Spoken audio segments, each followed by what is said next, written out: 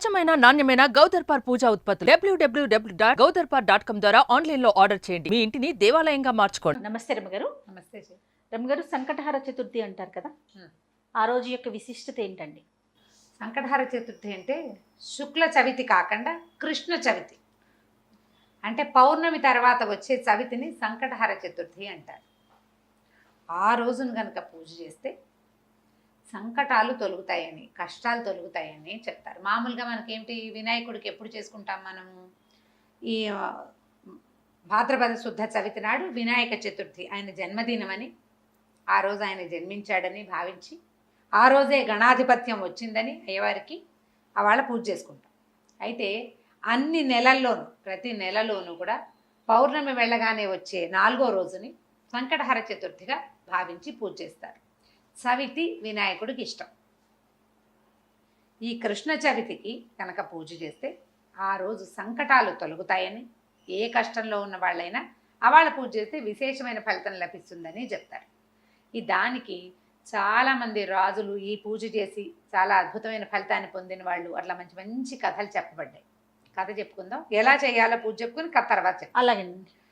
సంకటహర చతుర్థికి ఏంటంటే ఉదయం ఉపవాసం ఉండి సాయంకాలం చంద్రోదయం అయ్యాక పూజ చేసుకుని భోజనం చేస్తారు. వినాయక పూజ.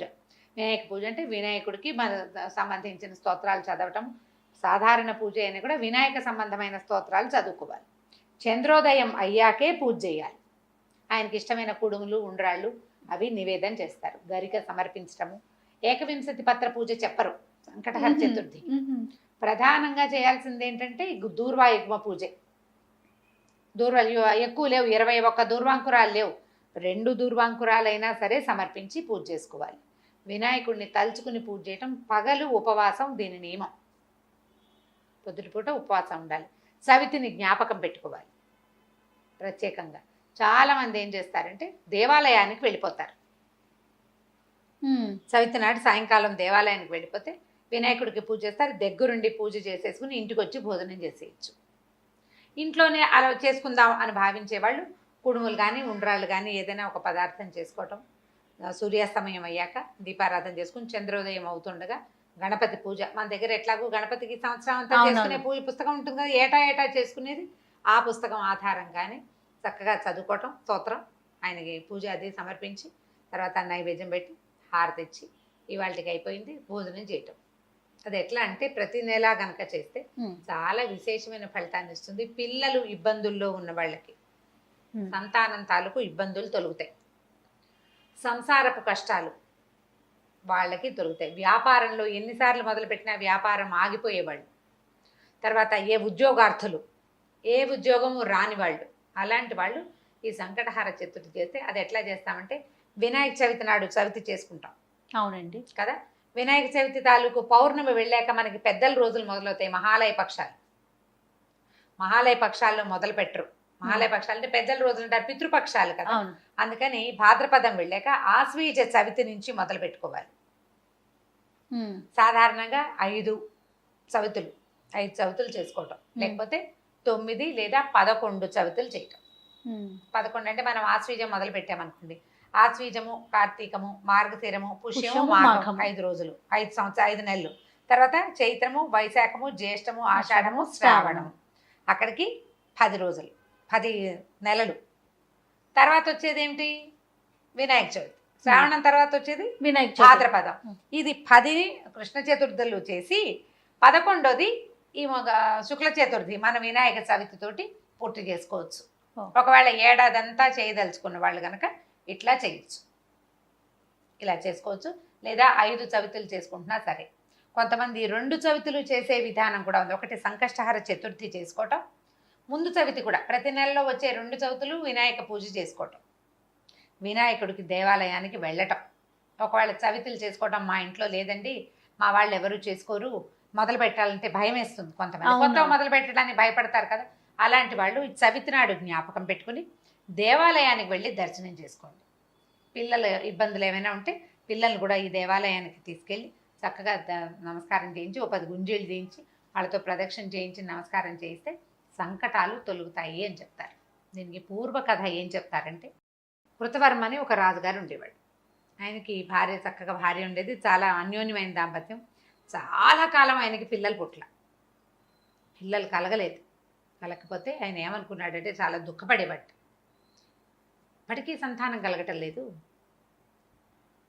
నేను ఈ రాజ్యం నాకొద్దు, ఈ రాజ్యమే నాకు వద్దు, నేను రాజ్యాన్ని వదిలిపెట్టి వెళ్ళిపోతాను అని చెప్పి తన మంత్రుల్ని సామంతుల్ని అందరినీ పిలిచి వాళ్ళకి రాజ్యపు బాధ్యతలు అప్పచెప్పేశాడు.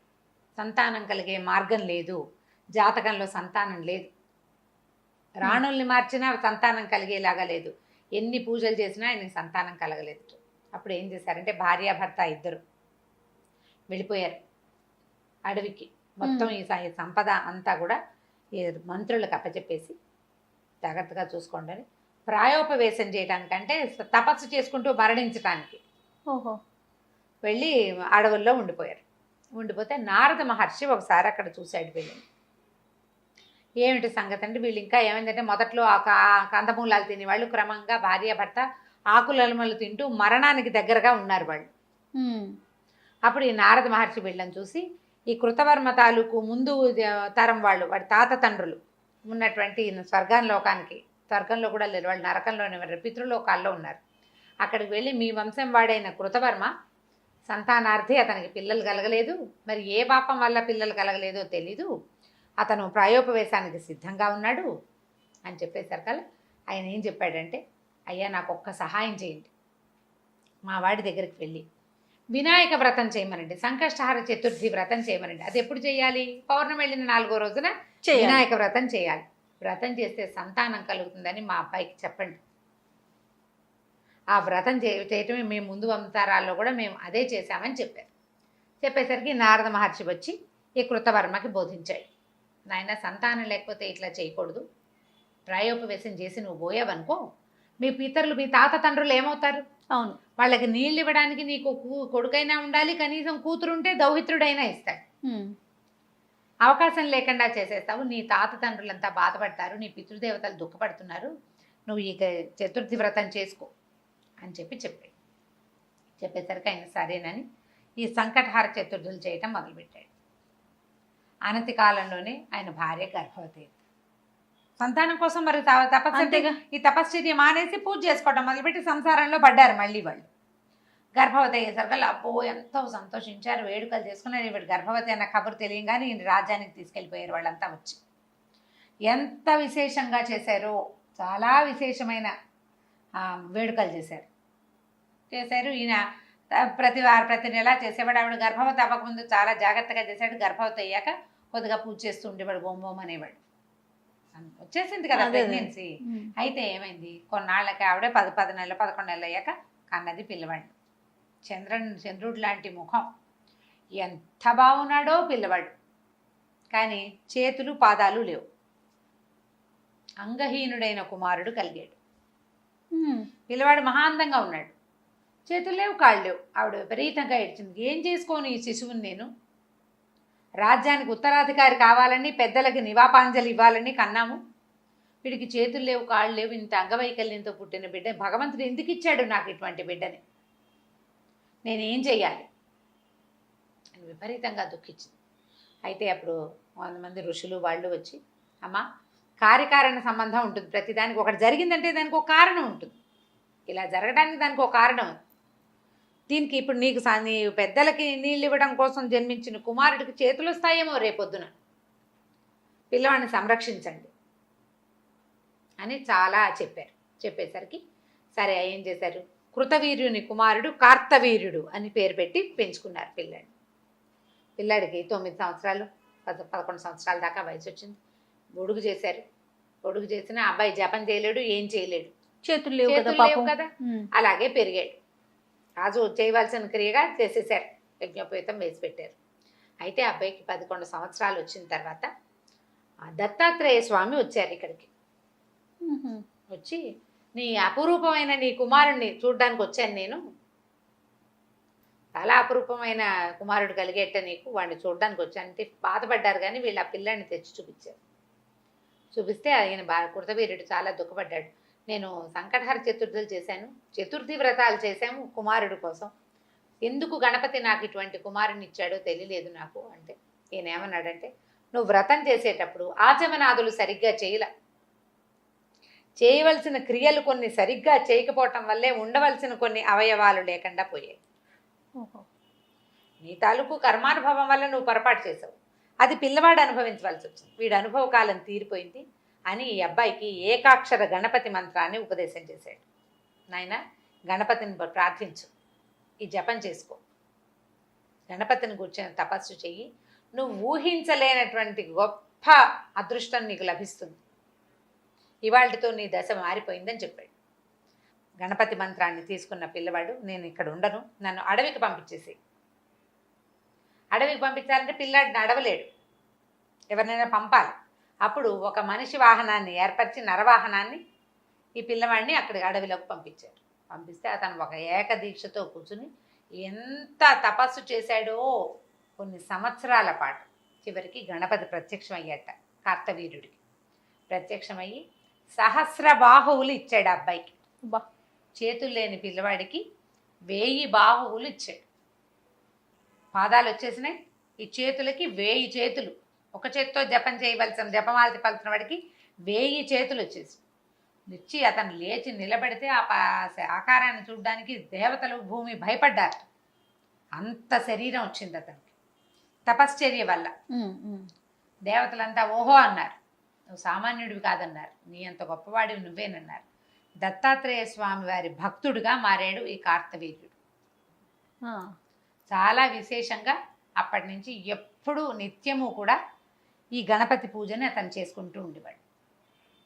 ఈ కార్తవీర్యుడు ఎవరు అంటే సుదర్శన చక్రాయుధం తాలూకు అంశావతారం అని చెప్తారు.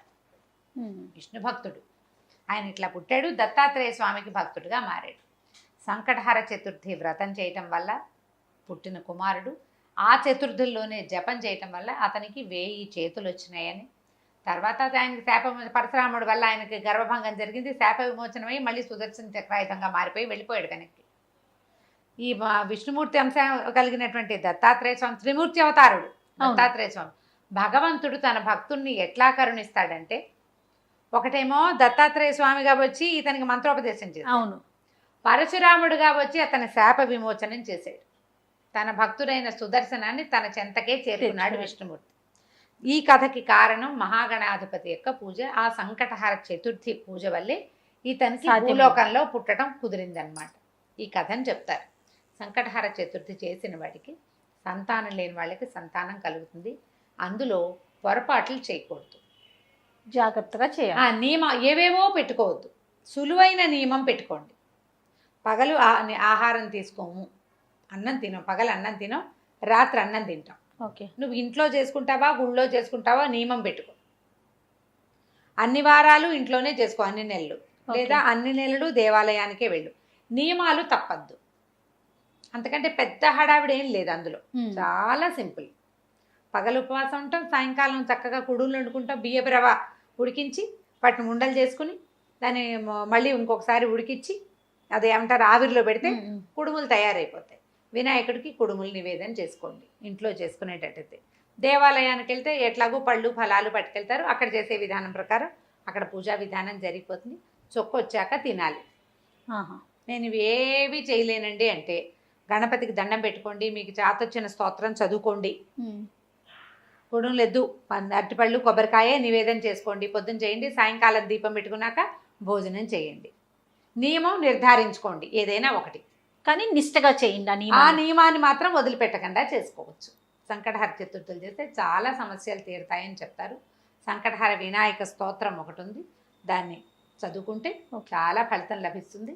ఈ పూజ చేసుకునే వాళ్ళకు కూడా అన్ని రకాల ఫలితాలు లభిస్తాయి. చాలా విశిష్టత ఉంది అయితే కథరమ్మ గారు. అవును, తప్పకుండా అండి. నమస్తే. నమస్తే జయ. సుమన్ టీవీలో మీ పర్సనల్ అండ్ బిజినెస్ ప్రమోషన్స్ కోసం కింది నెంబర్కి కాంటాక్ట్ చేయండి.